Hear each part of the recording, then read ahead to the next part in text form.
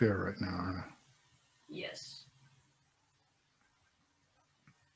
Okay, we are streaming live. Yep. And you and I are pretending to talk. Actually, we are talking.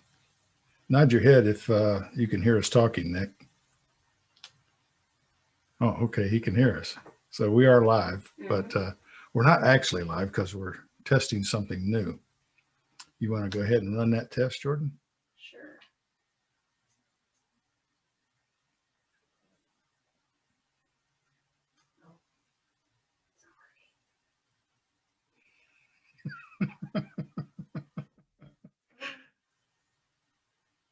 Go push the button. Wait. No, hang on.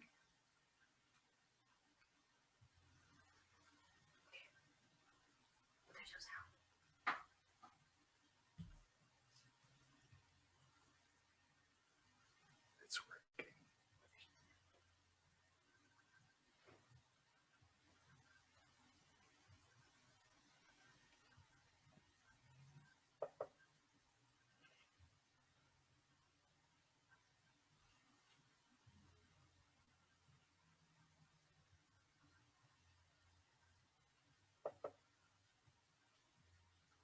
Good evening and welcome to the Talk Right podcast. I'm your host, Wayne Stinnett, and tonight we've got a really special show for anybody who's thinking about other options for audiobooks and advertising for audiobooks. Nick, why don't you take it and introduce our guests? All right, thanks, Wayne. I'm just going to read right from what I have here because it's so well put out here. We have Will Dages. He's with Findaway Voices. Actually, he's the head of Findaway Voices, and this is a platform that empowers authors and publishers to distribute and create audiobooks all over the world, not just the USA, all over the entire world. He's been immersed in the audiobook industry for 8 years, more than 8 years, and is a frequent speaker, writer, and an avid audiobook listener himself, listening to about 50 books a year. And that I listen to audiobooks and I don't come anywhere near 50. So that is impressive. Let me move on to Audrey Derobert from Chirp. She's an account manager on the partners team at BookBub.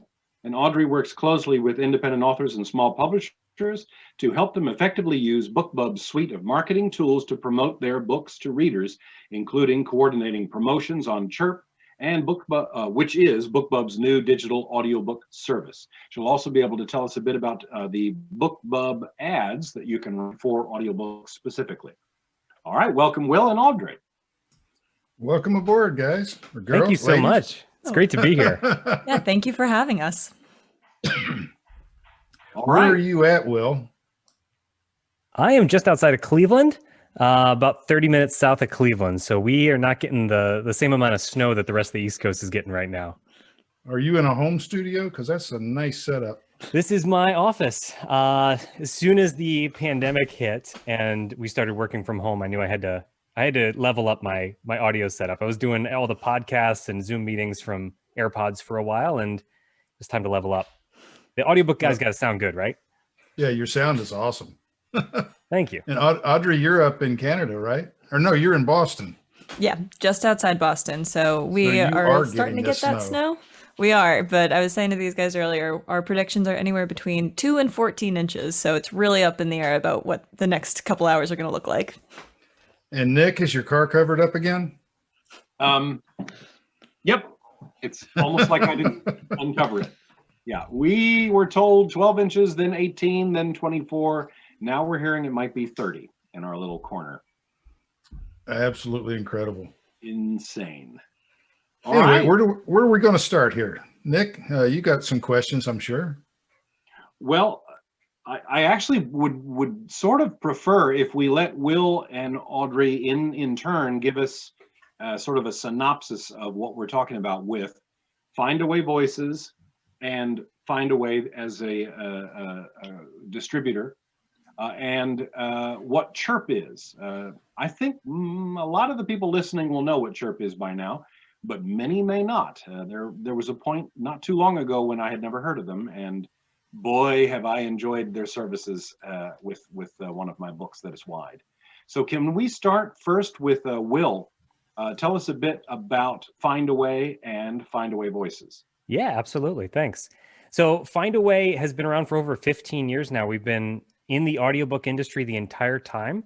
We actually started as a consumer electronics company. We still make that product today. It's called Playaway. You might be familiar with it if you visit your public library. But this is how Findaway got started. It's a little device about the size of a deck of cards, and it holds a single audiobook, and it's a really simple, straightforward experience. So libraries love to circulate it. The U.S. military has purchased millions of copies of them. It's sent to soldiers downrange. They're indestructible, and they don't have Wi-Fi or cameras or any other security concerns with them. So they're just really solid audiobook players. And that's how we got in the audiobook market. And that's how we got contracts with thousands of different publishers. It's how we amassed a content catalog of over 400,000 audiobooks. And Findaway Voices is a product within Findaway that's geared towards self-published and independent authors and small publishers that helps them do two things. One, create an audiobook. So if you have an ebook and you want to have that turned into an audiobook, we work with over 10,000 narrators in the world, and we can help pair you with the perfect voice and help you get that production from beginning to end, so you end up with a really great audiobook. And the second thing we do is distribution. So kind of like drafted digital for audiobooks is a common way to explain it. You upload the audiobook to us once. We send it out to our partners. We have over 40 different library and retail partners all over the world, including the big ones like Audible, including Google and Apple and Barnes & Noble and Kobo and all of the names you know, and then a whole bunch of names you probably don't know because they're really specific markets in different countries and different geographies. And then we have a really simple fee structure of 20% distribution fee. So the author keeps 80% of royalties earned, and we have 20% fee, and it's really clear cut and a fair setup there. And one of the partners out of those 40 that is always one of the most exciting ones to talk about, one of my favorites to talk about, is Chirp. They're also one of the newest audiobook sellers, although it's been a couple of years now that they've been out in the market, and we've been, seeing fantastic growth, lots of amazing stories from authors. But I'm not going to steal Audrey's thunder. I'm just going to use that as the soft lob to pass over to Audrey. Well, thank you for that. That was an excellent intro, Will. So Chirp is BookBub's audiobook arm. So if you've never heard about BookBub, just a quick overview. We are an ebook marketing platform. We have, a number of tools to help authors and publishers get their books discovered, sell more books, and help readers discover new books as well. So we've been around for close to 10 years now, and for many of those years, we had both readers and partners, so authors and publishers, asking us for something in the audiobook space. So readers were looking for ways to discover new audiobooks, and authors were looking for ways to market them. So we knew that the featured deal model was really successful, and that is a tool that we have on the BookBub side, which is just short-term promotions of deeply discounted ebooks. So they can be super effective at driving hundreds, sometimes thousands of sales or downloads. So we knew this was a really successful model, but we ran into stumbling blocks translating that into audio because authors just didn't have the same level of pricing control for their audiobooks that they did on the ebook side. So setting up those discounts just wasn't feasible. So we had our hands off for quite a few years, and then at some point we had a meeting with Findaway. And what came from that meeting with Findaway is that we came up with a solution. You know what? If we can't retail out to these different books, we'll be the one that sell them. We'll be the one to sell them. So now we have Chirp. It's an a la carte service, which means there's no subscription fee. There's no commitment for users. Users buy audiobooks directly from us, and they can listen to them either in a web browser or in the Chirp app. We do have our own listening app.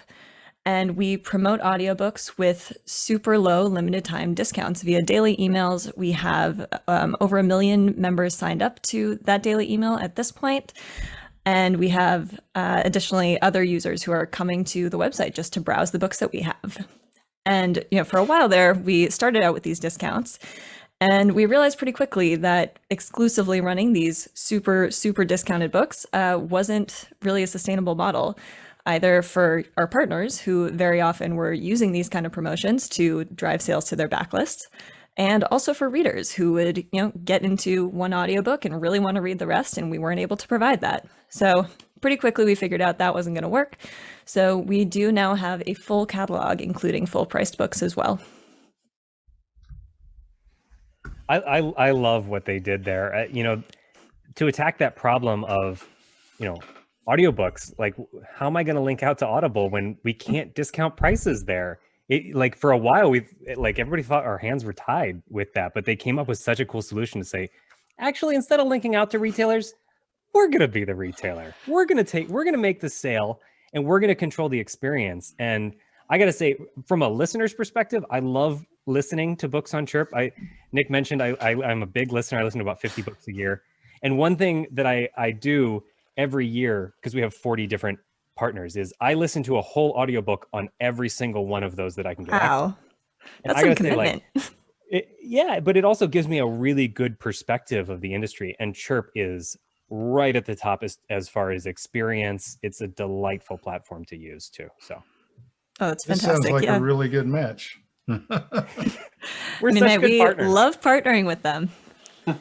There's some great folks. The website is very clean. I mean, it has an excellent look. It looks like it's been around for 10 years. Well, thank you so much. I'll be sure to pass that on to our design team. They will be thrilled. Absolutely, yeah. Let's see if we have any questions here.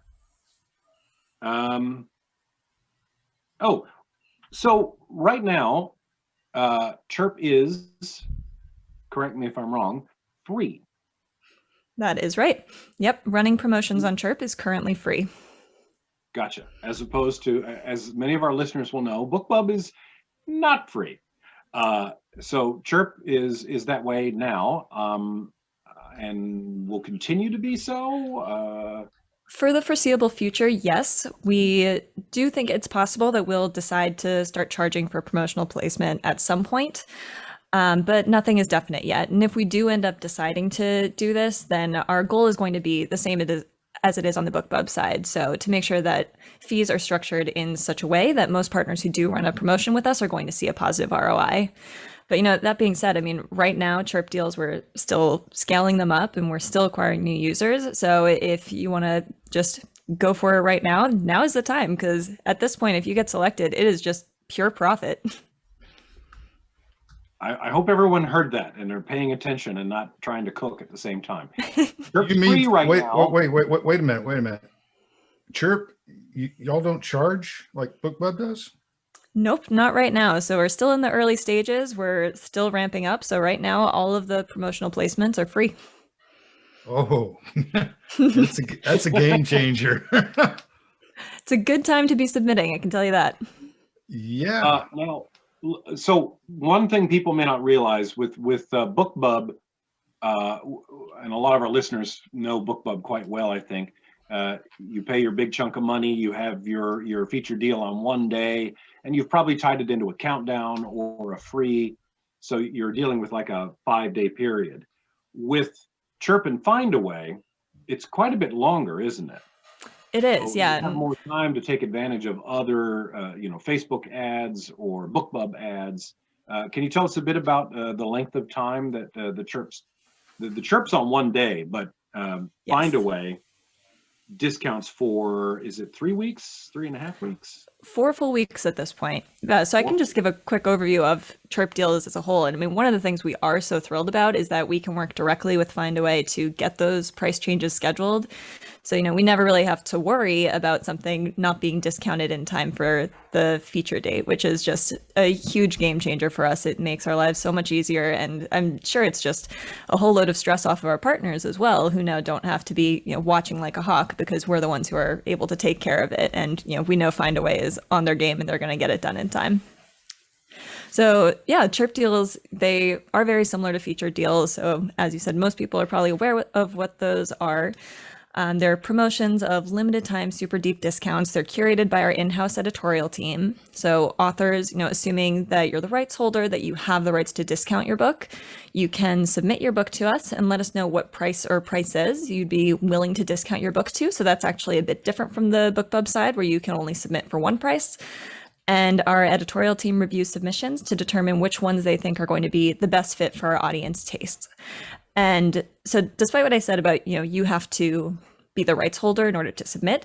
We know that, a lot of indies at this point have chosen to go trad for their audiobooks. So that obviously creates a little bit of a stumbling block for people who want to try out Chirp deals. But if you are with a traditional publisher, you can absolutely get in touch with them and request that they submit the book on your behalf, because we're working with all the big traditional publishers at this point. We're running deals for them really regularly, and it would be, great to get more indie authors on Chirp and running deals, even if it's not directly through them. Will, do you have anything to add about Findaway and the period? Let's say that I don't have a Chirp, but I want to discount my book and run some Facebook ads or something. Is that something that one can do? Yeah, for sure. So one of the nice features on Findaway is you get to set a list price, a retail list price, and a library list price. So your retail list price goes to all of our retail partners. Those are the Apples, Googles, Chirps of the world. And then the library list price gets sent to all the library partners, the bibliotecas, Overdrives, Hooplas, all of those. But on top of that standard list price, we have a promotion pricing tool that supports two partners right now. One is Chirp and one is Apple. And you can set a limited time discount yourself for that period of time. So if you want to go to Apple or Chirp and say, my $10 book is going to be on sale for $3.99 from June 2nd to June 8th, you can set that up right in the site and it'll just flow through. Now, it is important to note, if you get a Chirp deal, don't use that tool. Like Audrey said, we're working really closely with Chirp to make sure everything's working behind the scenes. We set up the deal for you. This is just if you want to run some ads, or if you want to set up, Audrey, maybe if you want to talk to this next, when you get a Chirp deal on book 1 of your series, there are some ways that you can optimize the pricing structure for books 2, 3, and 4 to really encourage the full read through. 2, 3, and 4 is when you'd go into Findaway's tool and start messing with each of those individual books to line up with whatever your strategy is following that featured deal. So lots of price control in Findaway Voices. It's amazing to see how far we've come, because when we launched Findaway Voices almost 4 years ago now, like, the big headline feature was you can set a price for your book. Like, that was a big deal back then. And still you can't set a price on Audible. They're going to sell it for whatever they want to. So the rest of the industry still hasn't caught up completely. And just a disclaimer, we can't make Audible set a price any more than you can. But we send a price everywhere that accepts it, like Chirp. And it's just so cool to see how far we've come from, you can set your price as the big headline feature to now, like, Chirp absolutely crushing it and taking that to a whole nother extreme. It's been awesome. I remember 2 years ago when you came to NINC for the first time, you had a huge turnout and everybody was excited. It's come a long way just in the last 2 years. That was fun. I can't wait to go back to another NINC. Those were fun. I met so many amazing people there. And I was there for the this past September. And of course, with COVID, it was really reduced. There were only about 50 people there, but we had a great time, and the weather was still just as nice as it always is. And the camaraderie and getting together with our tribe, it was still cool. I miss that. Yeah, those are great. And it was really just such a game changer, when you guys did introduce that promotional pricing tool, because it did just open up so much flexibility. So, like Will was saying, follow-on sales are something that we've just been seeing a tremendous amount of growth in the past couple months. And it's been so exciting to watch, because it really just amplifies the effect of a Chirp deal. So, already you can get this super high volume of sales from your discounted book, but now it's super easy to just go into your Findaway dashboard and then set up discounts for the subsequent books in the series, And that really makes a significant difference in the conversion rates that we see for follow-on sales. So we found that partners who choose to discount their follow-on books to $4.99 or under has been the sweet spot. They see 4 times more follow-on sales for Chirp deals than those who don't. So it's really makes a big difference. It has a big impact. Do you recommend tiering book 2, 3, 4, etc.? Let's say you had $1.99 Chirp for book 1. Would you do book 2 at $1.99 as well, or would you go to $2.99, $3.99 and then lock in at Yeah. $4.99. So we've seen people do this a couple of different ways, and I've seen, some are even discounting above $4.99 because some people just aren't as comfortable dropping, an entire series below a certain price. Some folks are doing the tiering, and some are, discounting all to one low price, and all of them have been effective in their own way. I don't think we have quite enough data yet to be really figuring out if the tiering works better or if just one low price is the way to go. But either way, just any form of discount is really going to make that difference, and you'll be able to see the impact on your follow-on sales. One of our audience, Don Rich, asked a question that I was going to ask anyway, so I'm just going to read his question. How many subscribers does Chirp have? And could you break that down to US, UK, Australia? Good question. So a couple of questions there, actually. We actually are currently only in North America. So unlike BookBub, we don't have the UK, Australia, and India on our list quite yet, but we did recently start acquiring users in Canada. So that was an exciting step for us. It's still fairly small, but the bulk of our users are in the US. So we currently have over 1 million members who are subscribed to the daily emails, but there are many more than that who actually do come to the Chirp website just to browse, and they find deals, they find full price books even. We're seeing really rapidly increasing sales of full price books all the way up to $40. So we have quite a bit of evidence now that people are starting to come to Chirp not only for the discounted books and not only through the daily emails, but they're also coming just for their day-to-day audiobook purchasing. Oh, that's really good. Important to note too that if you're an author living anywhere in the world, you can still get your book featured on Chirp. It's just the listener side, the consumer purchasing side, that's limited to the US and Canada. Yeah, it's a great point, Will. So as long as you have the rights in the US, then you can absolutely submit your book to Chirp. And I know one of the tougher pieces that we have for non-US authors right now is that they can't actually see their book on Chirp, which I know is definitely frustrating. But if you do have a deal, then you can let us know and we'll send you a screenshot of what we got for you. We'll send you a picture. It's an imperfect solution for now, but it's better than nothing. I'm assuming you have plans to move into UK and Australia and India and other English-speaking countries?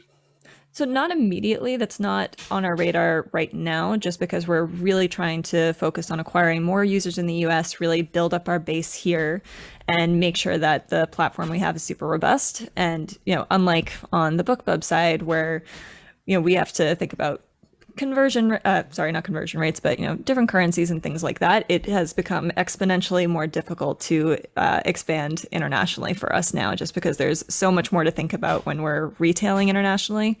So we don't want to put in a half effort and have something that's not a great experience for those users, because then we might just end up shooting ourselves in the foot down the line. So I definitely think it's something that we will hopefully start to consider at some point, but it's not on our immediate roadmap.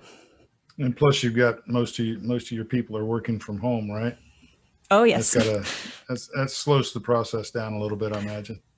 Yeah, I mean, things have been going pretty well for us, but yes, I am coming to you from my home office /gym/bedroom, and we've been doing this for quite a while right now. So it's amazing how the world has adapted to this. I mean, I had an office that I was planning to put people in to publish other authors. And all of a sudden I've realized I don't need that. I've got my whole team works remotely. So I don't need butts and seats anymore. Yeah. No, and people have really adapted very well. I think so. I think a lot of companies are going to probably stay with remote working. I've been thrilled with it. At Findaway, we adopted a mantra really early on across the whole company, not just Findaway Voices, but the whole company. And it was no asterisks. Right? This year is not going to have an asterisk next to it of, well, we were going to do this, but it was a COVID year, or we had this goal, but it was a COVID year. And we really set like the company culture right away for everybody as like, this year is different. There is some adaptability, but we are attacking things with the same ferocity and passion that we always have. And that it was such a great rallying point. And now it feels like, like we didn't miss a beat last year, and we've totally adapted. And I don't know, we'll never be back in the same 100% butts and seats capacity that we used to be. You're not a Marine, are you, Will? I am not a Marine. No. Oh, okay. That's the mantra of the Marine Corps: is improvise, adapt, and overcome. And I think a lot of companies are doing it quite well, and you're one of them. Yeah. And can And confirm Chirp. from our end, we have had zero issues with Findaway all year. It has been lovely to be partnering with them through this no asterisk year. I guess these no asterisk This is year. such a love fest. I can't believe we're feel past like 2020 now. This is a good segue without specifically saying why I'm asking this, but Findaway Voices, which does let you create soup to nuts your book. I'm imagining a lot of our authors would like to know ballpark between submission of final audio and it going on sale. Is there a ballpark of how long that takes? Yeah. Well, no. It's complicated. Well, you have a lot of distributors. That's what makes it complicated. So we have over 40 places that we're sending it, right? So when you hit publish on our site, it's going into our walls for QA. We're making sure that we can pay you. We're doing some checks, right? But it's generally going to be out the door of Findaway in 24 to 48 hours. And what that means is that places that are really on the ball and like deeply integrated with us, like Chirp, Apple, Google, 20 of the 40 others are going to have it live within 3 days. And sometimes faster. If it's not your first book, we can skip some of those initial checks of like, can we pay you? And it could be live in as little as 24 hours.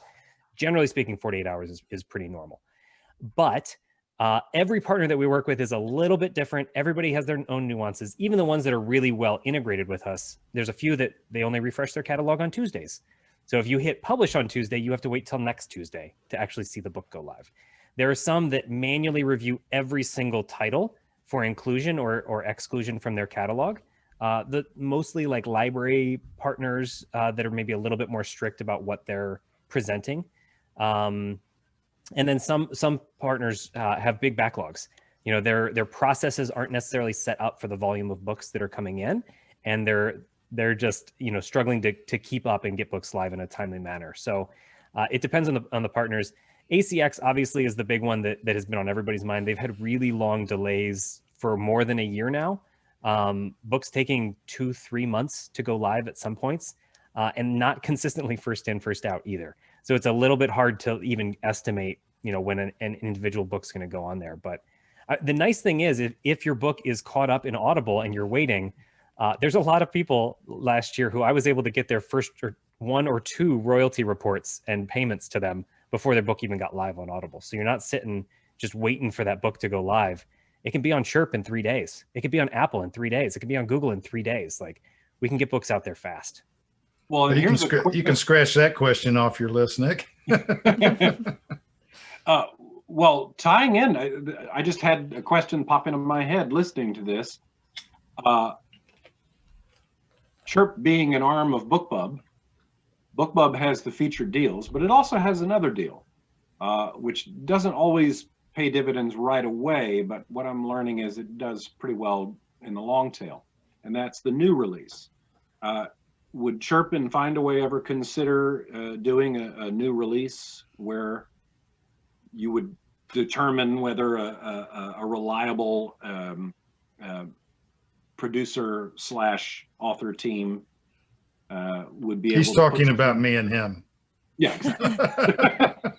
But I'm wondering, because you are so quick with this, and because you both are, the companies are tied in so well, whether a new release would be something that Chirp could consider. Yeah, great question. And we've actually heard this quite a bit from authors who are definitely looking for some kind of new release tool for their audiobooks.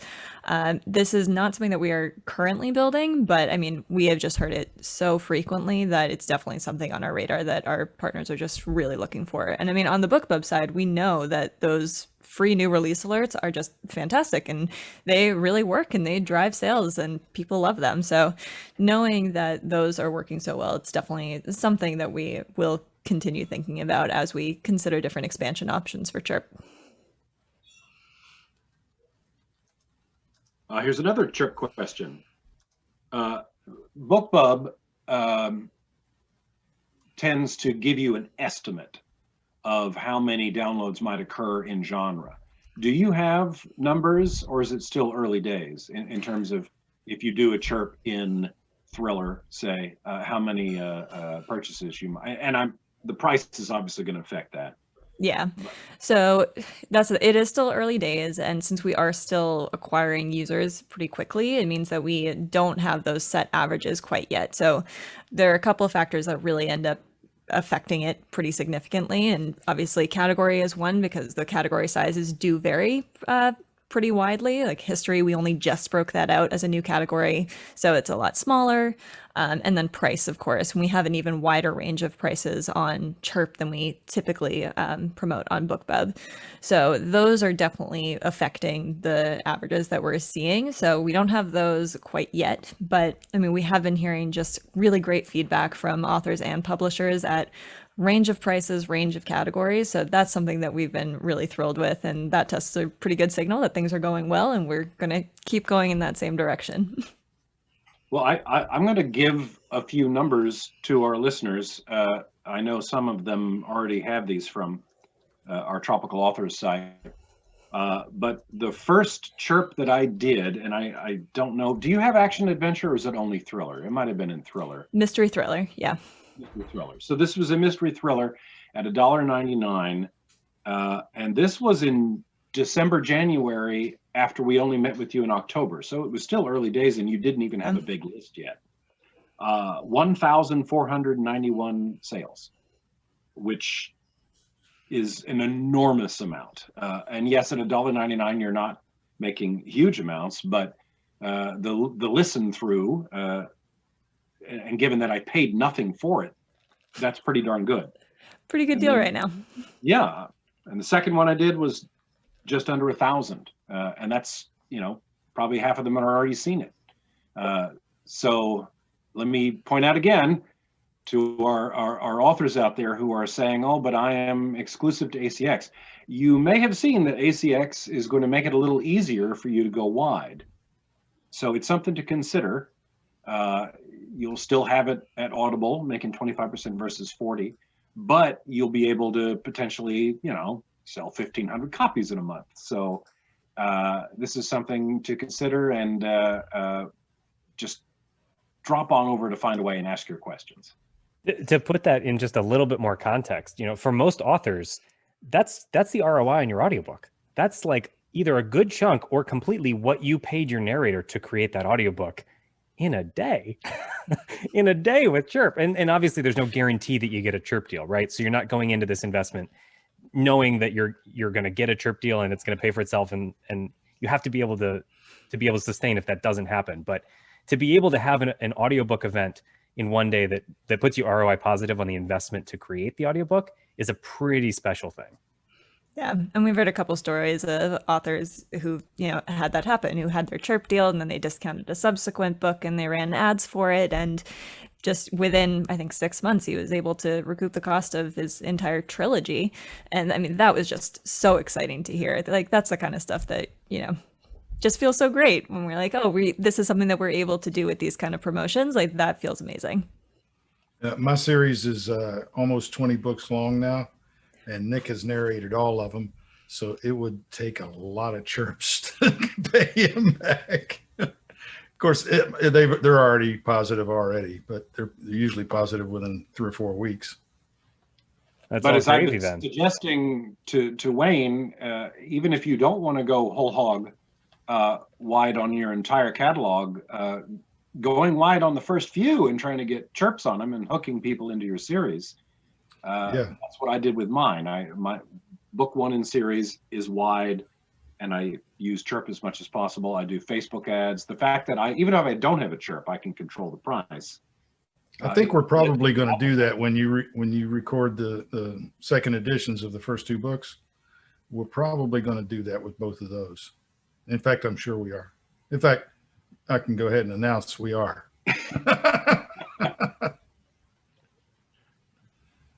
Let's see, Wayne, do you have any more questions from the internet? Yeah, Don Rich asks, what is the percentage in Chirp, percentage ratio of traditional versus indie on any given day, average? Oh, that's a good question. So is this for the actual features that we're running or for the Yeah. catalog? For the features. Got it. So I don't have a number off the top of my head. That's actually one thing that we would really love to see is getting more indies running features with us. So, I mean, at the moment, it's really a question of volume because, you know, when you compare it to ebooks, just the number of authors who are independently publishing their audiobooks and independently publishing their audiobooks wide, is just a lot smaller, which means that the size of the catalog that we have for indies on Chirp is much smaller.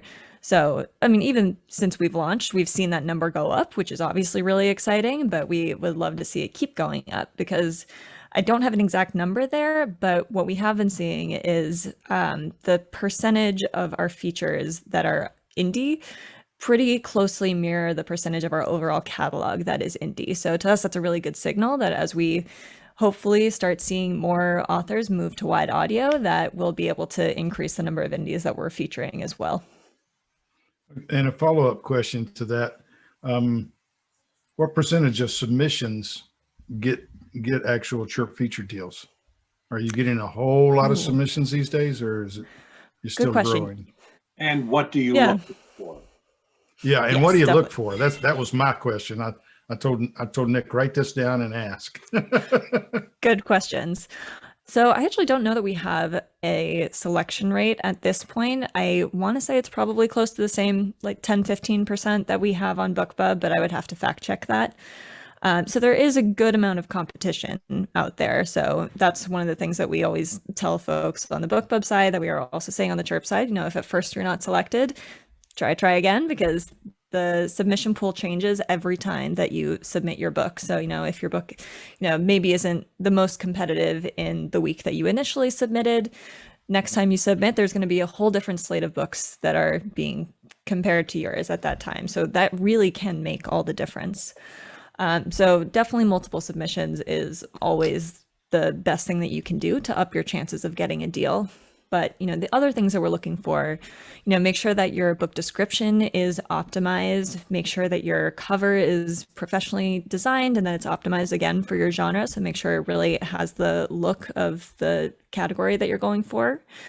Acquiring listener and critical reviews if you're able to. So we don't only look at Chirp reviews because we know obviously we're new authors haven't necessarily have a chance to build their platform on Chirp. So, you know, we do want to see some listener reviews. We have a sense of the audio quality, but when it comes to things like content, you know, we'll also look at Goodreads.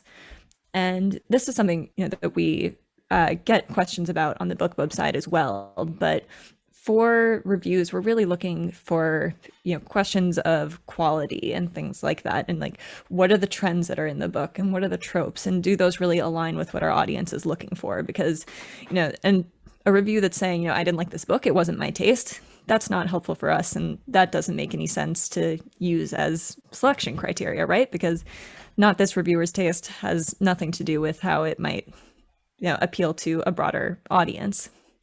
So going for those reviews, that's definitely something that you can do to up your chances.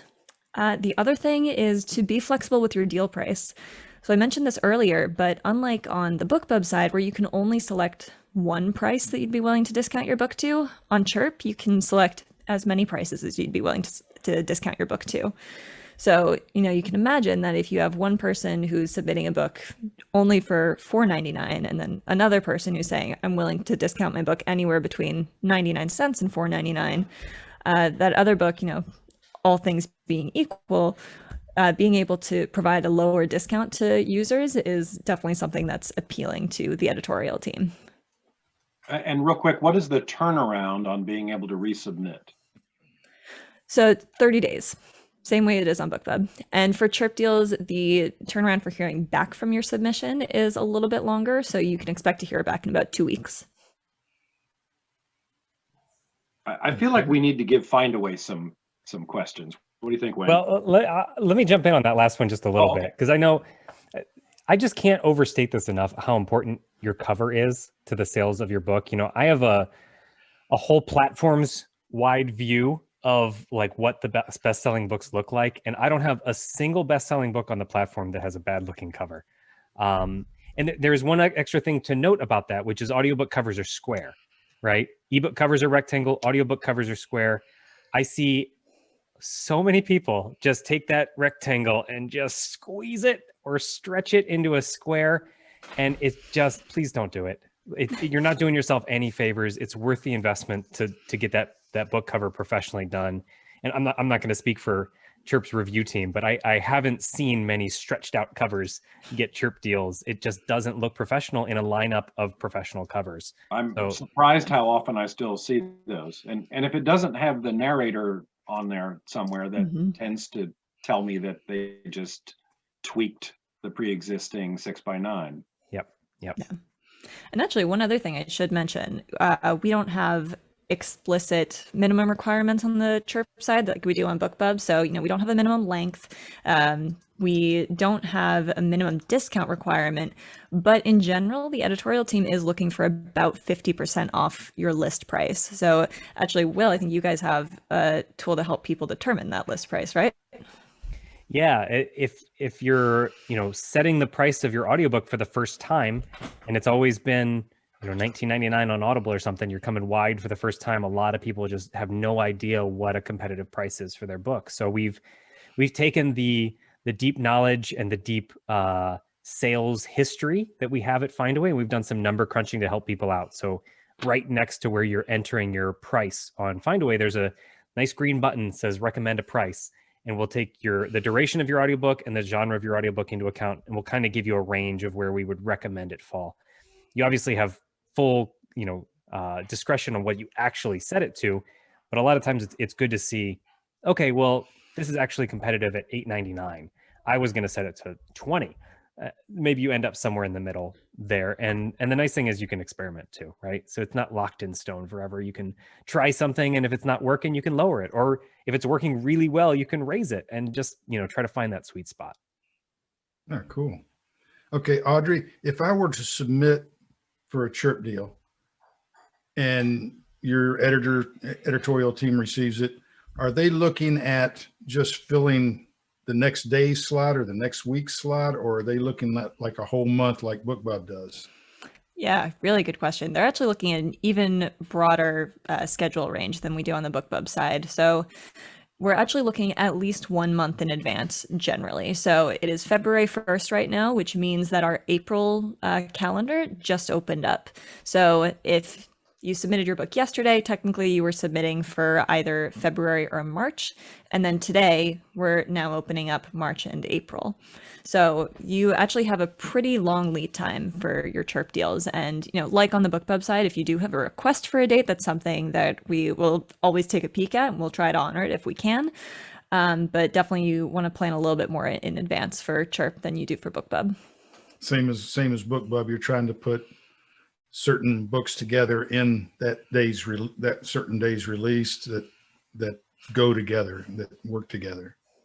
Yeah, so they're filling out a schedule, and not so much really books that work together, but I think generally the editorial team is going to keep an eye out to make sure that they're not sending out two very, very similar books on the same day. So that's something they're thinking about. They're not going to send out two books that are, same tropes, same theme, very similar covers. That's something that they definitely avoid. Perfect. What you got, Nick? Well, I want to ask a pricing question since we were discussing pricing briefly. So you're saying there's a 20% distribution fee and 80% goes to the rights holder on Findaway in general. Now, is that of the net? Like, does Kobo take a taste? Let's say if a book is on, if you have a $20 book, do you get $16 or you actually get like 13 or something? Yeah. So think of it as your royalty rate still applies to your list price. So it's going to be list price times royalty rate is royalty earned, right? So if you have a $20 list price on your book and it's a 50% royalty rate, just keep the numbers even here, you earned a $10 royalty. That's the money that Findaway sees because we're distributing the book on your behalf, right? So the money comes to us in terms of a royalty, not gross amount, because the retailer's actually processing that transaction, eating the transaction fees, and then they're paying out the content cost, which is the royalty rate. So we take $10 in-house, right? And then you keep 80% of that amount. So you would keep $8 we would keep $2. So out of that $20 book, you're taking $8 in your pocket under that scenario. Now we deal in a lot of different business models. So unfortunately, it's not all that cut and dry and simple to understand. There's subscription models where it's not based on the list price. It's based on a royalty pool, and however much, kind of like KDP, right? Like however much listening your book has driven that month in proportion to everybody else determines your payout. That'll be a payout, a dollar amount that's not anchored in your list price. It's anchored in your activity. But still, that bundle of money comes up and you keep 80% of whatever's there. And you, Findaway distributes to libraries, correct? This is something a lot of our listeners may not realize. Yeah, we have over 40 partners, and about half of them are libraries, library partners. So it's, you can be pretty confident in saying that my book is available to your local library. A lot of library systems, especially in the US, actually use more than one library provider. They might use Overdrive for a la carte and Hoopla for cost per checkout, and kind of mix and match the services. But we get you into all of them. And man, has it been an amazing year for libraries. When the pandemic first hit, we were pretty nervous about libraries, but like the first thing that happened was all the libraries shut down. And then they started emailing their patrons and saying, hey, you can't come in to get a physical book, but check out our digital offerings, check out our ebooks and our audiobooks, right? And so they're starting to, they started to introduce digital books to this whole new group of people who had never done it before, had never experimented with it before. And audiobooks were really well positioned in that, right? Because if you're a print book reader and you're all of a sudden forced to choose a digital format, like you really want to read this book, you have to choose. I don't have a Kindle. I'm a physical book reader. Are you gonna read the book on your phone, or are you gonna listen on your phone? It's a clear difference what the better experience is. So we saw just awesome growth in the library markets last year, and we continue to see that sustaining. It's been a great year for libraries. I only learned about 2 weeks ago that libraries actually offered audiobooks. One of my listeners emailed me and said that they were looking for one of my books. I think it was the 8th or 9th book in their library and couldn't find it. And I said, well, I don't know what to say. You can ask them to get it. Yeah, that's absolutely what you should do. You should tell them to ask the librarian for it. Almost every library has set aside a patron request budget every month for if somebody requests this book, they will go buy it. And so that's absolutely a valid marketing strategy. And there's two main business models in the library space. We won't go too deep on this because we're here with Chirp, and that's probably more interesting to most people. But there's two main ways to sell your book in the libraries. There's a la carte, which means you're selling it once, and we recommend setting your price to 2 to 3 times what your retail price is. So if your price is $20, you might sell it to a library for $60. You get paid that one time, and they get to circulate it as long as they want, right? So kind of like a book on a shelf, like they can lend it to one person and they wait for it to come back, and then they can lend it to the next person. That's the a la carte model. There's another model that for indies does way better, which is cost per checkout.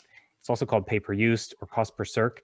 It has a bunch of different names, but it's all the same thing, which is the entire catalog is opened up to the customer, and they can choose to download or check out whatever they want.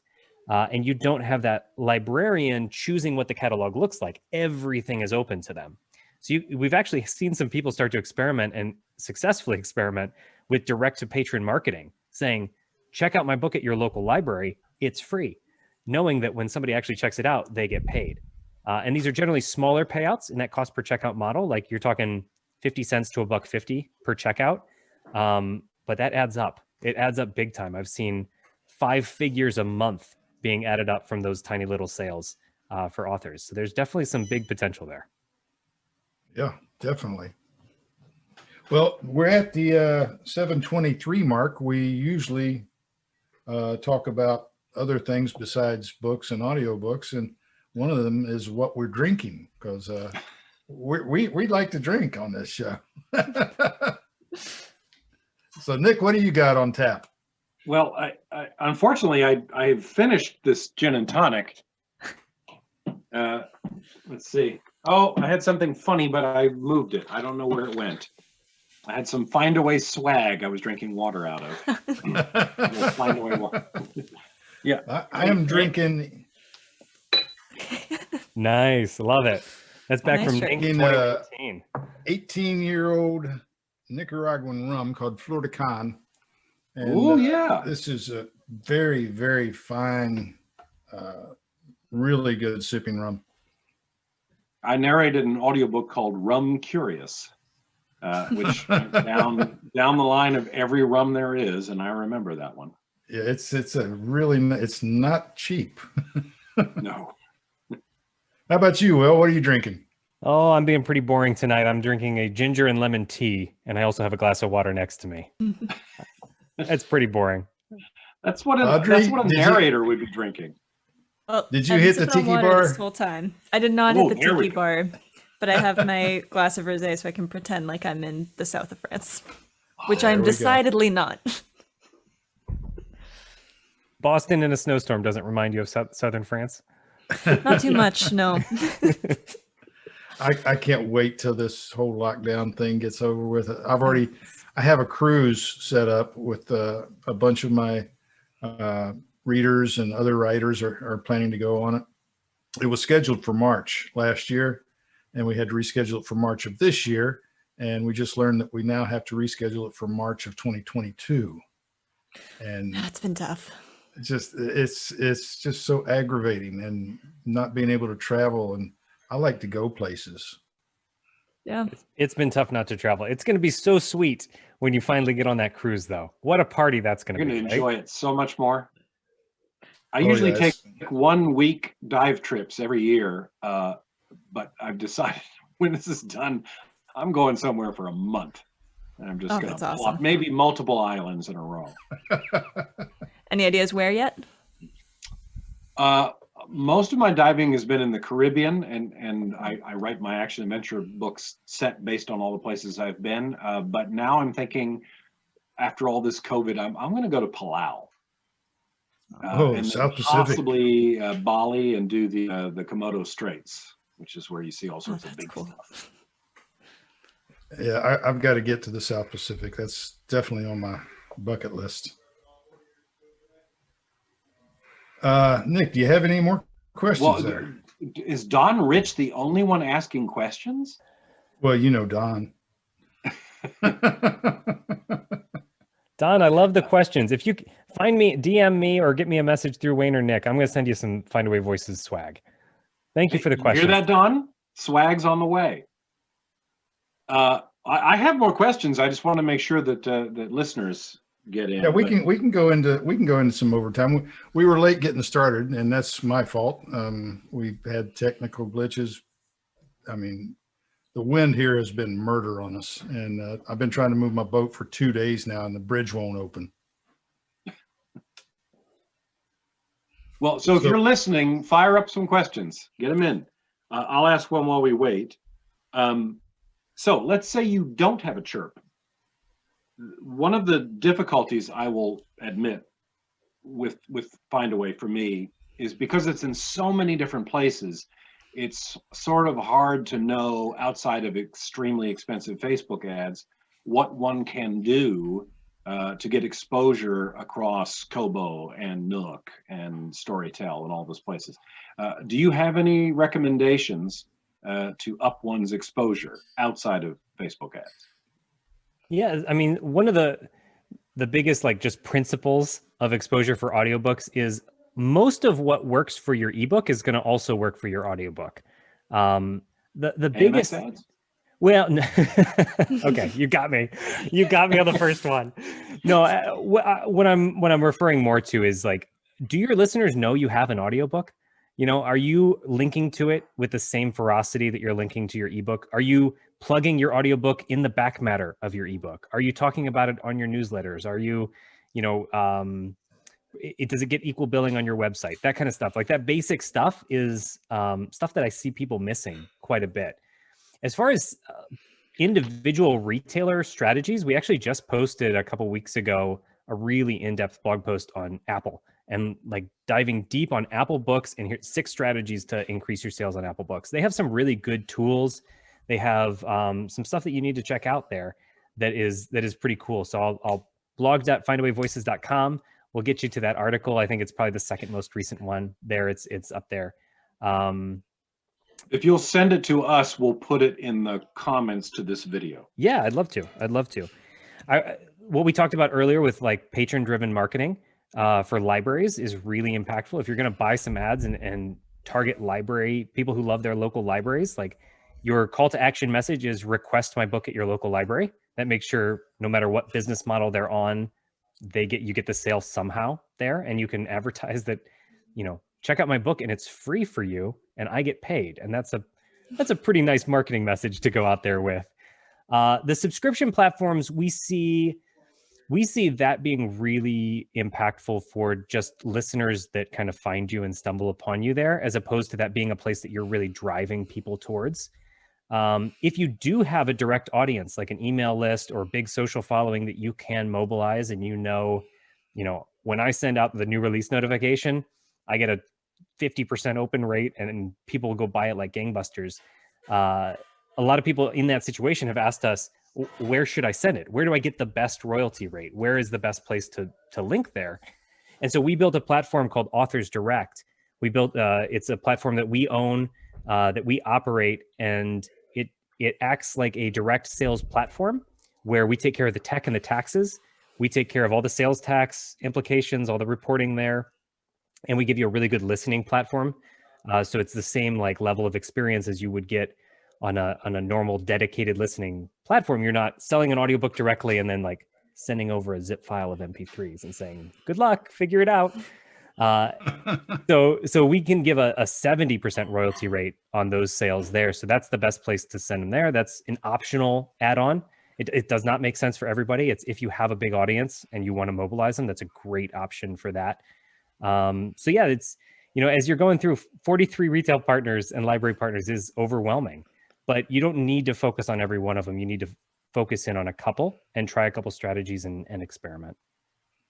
I've got two more questions from the audience. First off, Don Rich says, I like this guy. and then he asks, this is going back to the library. When somebody checks out an audiobook, how long is that up to the library? How long they can keep it? Or yeah, it's normally a 2-week checkout period. So if they don't finish it, if they don't finish it in 2 weeks and they check it out again, that's another payment. Oh, yeah, that's really sweet. Yeah. And then another question, and this is for Audrey. Does Chirp encourage listeners to leave reviews? We do. Yeah, so at the end of an audiobook, when a listener finishes, we do know that, and we send an email to that listener prompting them to leave a review. So we've actually seen there's quite a bit of pickup on reviews on Chirp. So definitely books that have gotten Chirp deals, they generally end up generating quite a few reviews. And even, if authors are running BookBub ads campaigns, which is the other way that you can promote a book on Chirp, if you're promoting a book that way and you're getting sales that way, there are still quite a few readers who are going to be leaving reviews there. I'll say anecdotally, I've heard from multiple authors tell me they get 10 times more reviews on Chirp than any other platform for their audiobooks, which is just incredible. Like it just goes to show the savviness of how they're hitting people at just the right time to get that review. And I would say, Audrey, we didn't talk too much about the ad network, but like you get your Chirp featured deal, you get a ton of downloads, it drives a ton of reviews, using the ad network after that to help residual sales in following months, knowing that you have that really strong foundation of tons of reviews can be really impactful too. Yeah, that can be huge. I mean, there are a couple different use cases for ads that just work super well. I mean, the first one, yeah, if you have a Chirp deal, like Nick was saying way back at the beginning of this podcast, those last for 4 weeks. So your discount period is very long, and your mailing date is going to be 2 days into that. And after that, you get that big spike, and we do see a pretty long tail on Chirp deals. So you do get preferred placement on the website when you have a deal like that. So users are going to come, and generally we do see that sales do trickle in even without extra advertising. But I mean, if you want to really just pump the gas on that and get as many sales as you can during that period, using BookBub ads to promote your Chirp deal is a really great way of doing that. And for anybody who's used BookBub ads already on the ebook side, if you're doing it exclusively on Chirp. So if you're running an ad for a Chirp book, it only appears in Chirp emails. So you know you're reaching people who are audiobook listeners who use this retailer. And the costs are actually way lower right now than they are on the BookBub side. And that's just because there's a lot less competition on the advertiser side. So really great way of doing that. I mean, other things that we've seen, authors who discount their follow-on books, that's a great way to be, generating even more visibility for those. If you target yourself and you're reaching your own audience who just clicked on your Chirp deal, you can then send them to your discounted follow-on books. And we're already going to be doing that organically in different places on the website. Discount your first in series, discount a box set to try and drive more revenue. There are just a lot of different ways that you can be using this as a different option for promotion as opposed to Chirp deals. So a couple different things that you can be doing to, get even more exposure on Chirp. Excellent. Do you have anything else, Nick? Well, let's see. We talked a bit about this before we went live. There is sometimes difficulty in getting a proper price and not being priced out by too high a price for short material. If you're doing, say, a short story, or you're doing a reader magnet or something. Can you talk a bit about, are people coming to you with, on either Chirp or Findaway Voices, short stories and such that you're able to price according to their length and make perhaps more juicy looking cost effectiveness wise than someone wanting, being afraid to use an Audible credit on something that's only an hour long? That's right. Yeah. Short audio content is really having a resurgence now. For a long time, it was really suppressed by the credit worthiness of a small, short book, right? So if you're thinking about Audible and you're paying $15 a month, in the US for a subscription credit, the consumer's taking that token that cost them $15 and they're thinking, like, what book am I going to trade this in for?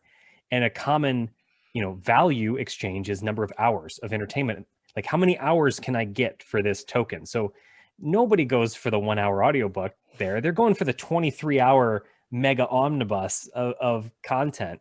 And so it's really suppressed short content for a really long time. But now that you have the ability to appropriately price this, to take a 30-minute audiobook and put it out there for 99 cents, or a 2-hour audiobook and put it out there for $5.99 at the normal price, is really powerful. And we're seeing traction all over the retail and library partners on shorter content.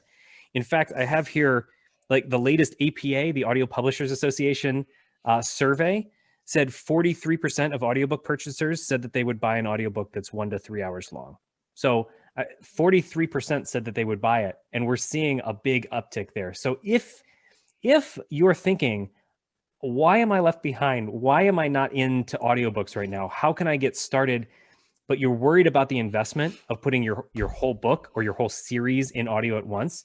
Start with something small. Start with a novella. Start with, write a story that happens between book 1 and 2, a little side quest or adventure that you can start promoting, and start really small to dip your toe in the water, because there is a market for those and it's growing. So the short audio is a whole segment that's really exciting.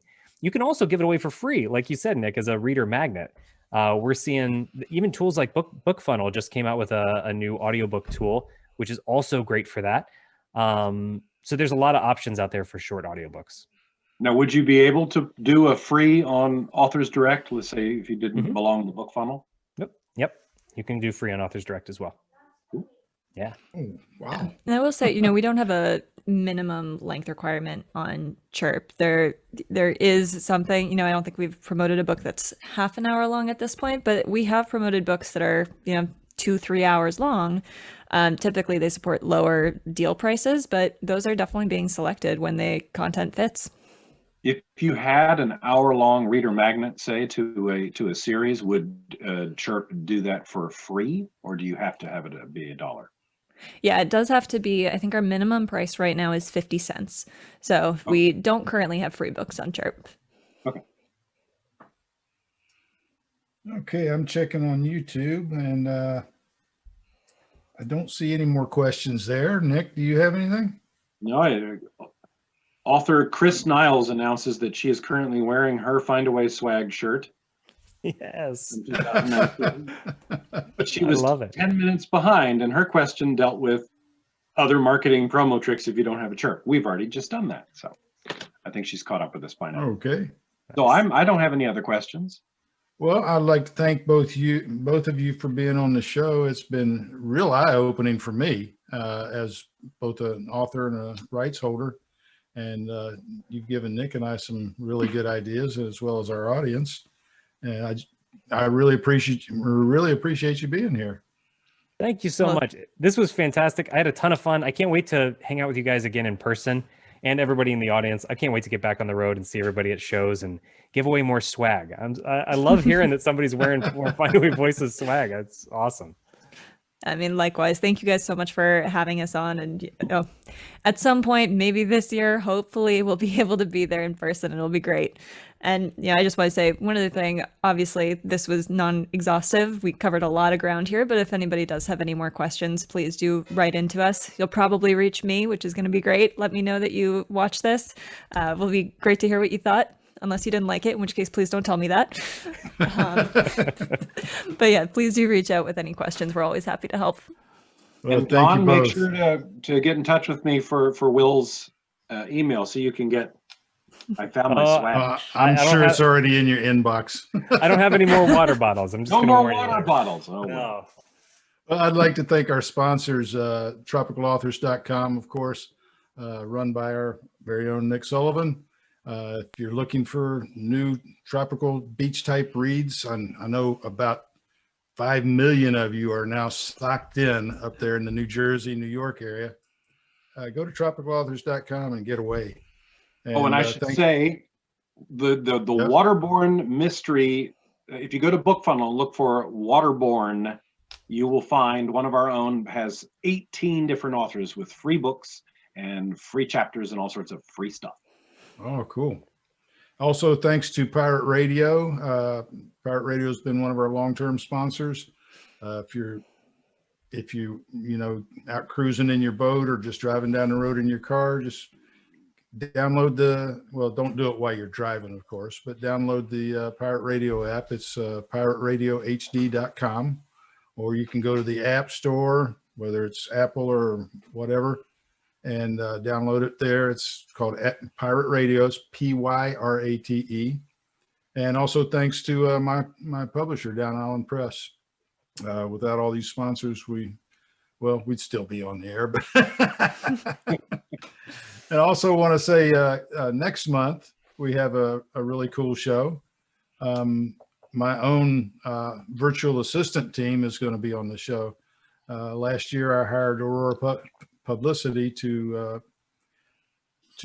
at first just to send my books to other stores besides Amazon. They got me hooked up with Kobo and Barnes and Noble and Nook and Apple and Google and all these other Drafted Digital.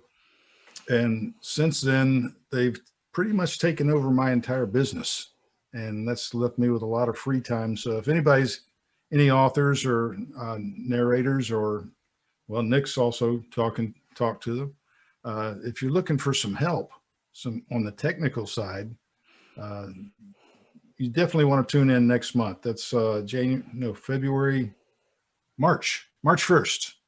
1st at 6:30, Aurora Publicity. And I guess that's it. So this is me saying good night, everybody.